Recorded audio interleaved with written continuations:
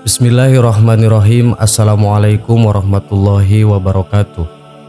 Sahabat yang beriman, jarang dipahami oleh sebagian besar umat Islam.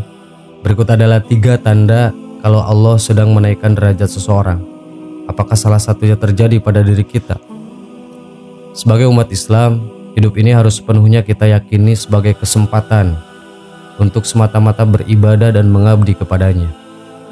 Semua hal yang telah Dia sediakan di dunia ini, meliputi makan, minum, pakaian, pekerjaan, harta, hingga tubuh yang sehat, ialah modal agar kita bisa berlomba-lomba beribadah menjadi hambanya yang terbaik. Dalam situasi hidup yang demikian, kadang Allah Subhanahu wa Ta'ala memilih segelintir orang untuk naik derajat lantaran perjuangan dan kesungguhannya. Orang-orang tersebut membuat mereka dicintainya. Dengan dinaikkan derajatnya oleh Allah, maka seseorang bakal berada di dekatnya dan masuk golongan orang yang dicintainya. Alhasil, kebahagiaan dan ketenangan dunia maupun akhirat sejurus berada di genggaman orang itu. Lantas, apa saja tanda Allah sedang menaikkan derajat seseorang? Bila ingin tahu jawabannya, simak penjelasannya berikut ini. 1. Kita didorong untuk terus beribadah. Kadangkala ada waktu dalam hidup ini ketika seseorang tak punya pilihan selain mengisi waktu-waktu yang dia miliki dengan beribadah. Hal semacam ini bahkan bisa saja terjadi karena terpaksa. Seseorang tidak berencana melakukan ibadah tertentu, namun kesempatan dan kondisi tertentu membuatnya selalu harus melakukannya. Kasus paling sederhana dari kejadian semacam ini ialah ketika seseorang bisa dengan mudah melakukan kebaikan dan ibadah yang sebelumnya tak direncanakan. Bila hal demikian terjadi pada kita, maka itu adalah tanda Allah sedang menaikkan derajat kita. Sebab Dia ingin kita lebih dekat dengannya dengan ibadah yang kita lakukan. 2. Tidak bisa bermaksiat. Kesulitan untuk bermaksiat yang dilatar belakangi oleh berbagai alasan juga merupakan tanda Allah sedang menaikkan derajat seseorang. Bagaimana tidak, bila seseorang mengaku mencintainya dan dia pun mencintai orang itu, maka kemaksiatan adalah hal kotor yang sangat jauh dari kehidupan orang itu. Kasus sederhana dari tanda ini ialah ketika seseorang terus-menerus gagal melakukan kemaksiatan atau dosa, meski sebelumnya telah direncanakan dengan baik. Bila hal ini terjadi padamu, jangan lengah. Teruslah berusaha bersungguh-sungguh beribadah kepadanya, sebab Dia sedang menaikkan derajatmu. 3. Diberi masalah tanpa henti hingga membuat kita hampir menyerah. Masalah, cobaan, dan bala bencana yang berat hanya diberikan Allah kepada orang-orang yang dicintainya, dengan hendak diangkat derajatnya oleh Allah.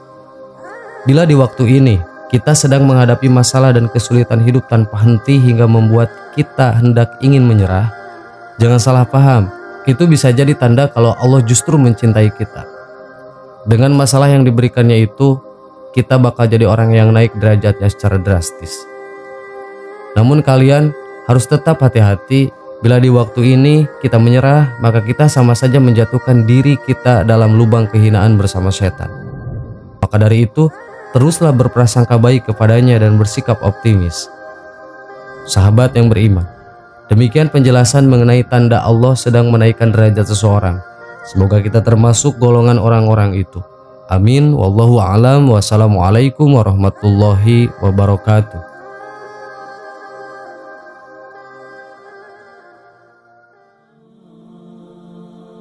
Bismillahirrahmanirrahim. Assalamualaikum warahmatullahi wabarakatuh.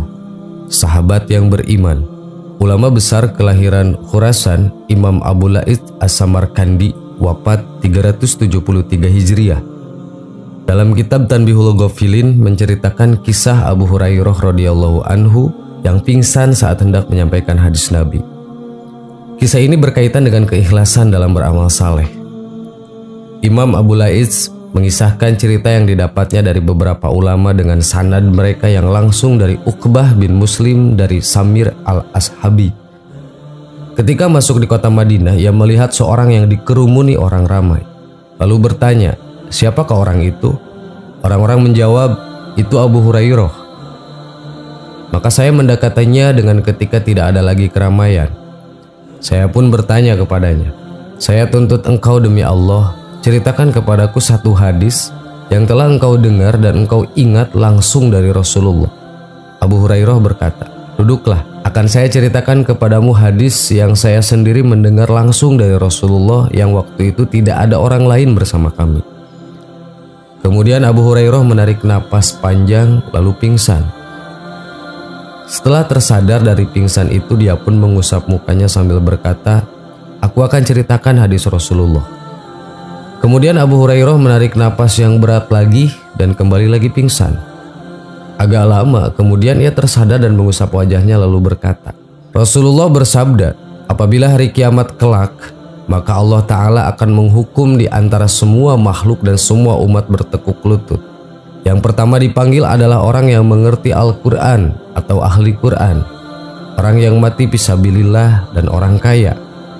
Maka Allah Ta'ala menanyakan kepada para ahli Quran, 'Tidakkah aku telah memberitahu kamu apa yang aku turunkan kepada utusanku?' Jawab orang itu, 'Benar ya Tuhanku.' 'Lalu kau berbuat apa terhadap apa yang telah engkau ketahui itu?' Jawabnya, 'Saya telah mempelajarinya di waktu malam dan mengerjakannya di waktu siang.' Allah berfirman, 'Engkau dusta.' Lalu malaikat juga berkata, 'Engkau dusta. Kau hanya ingin disebut qari, ahli dalam Al-Quran, dan sudah disebut yang demikian itu.'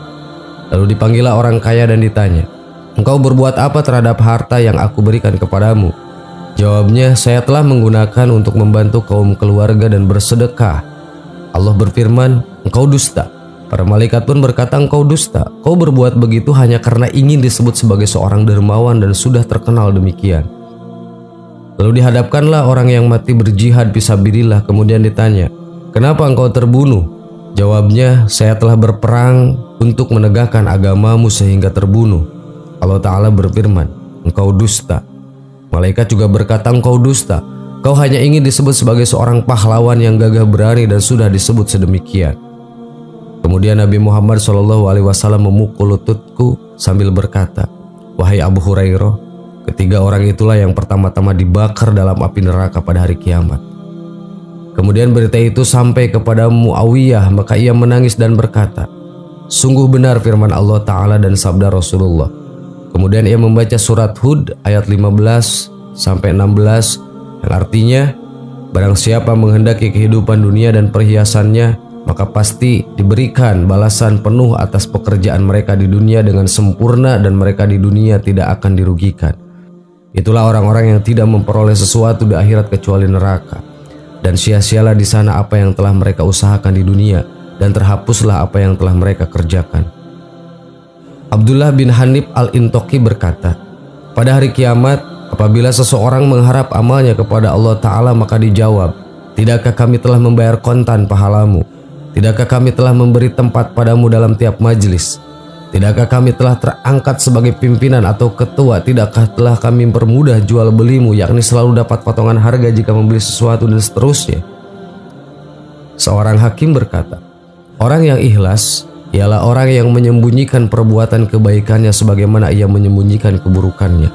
Pendapat lain menyebutkan puncak ikhlas ialah tidak ingin ada pujian dari orang lain.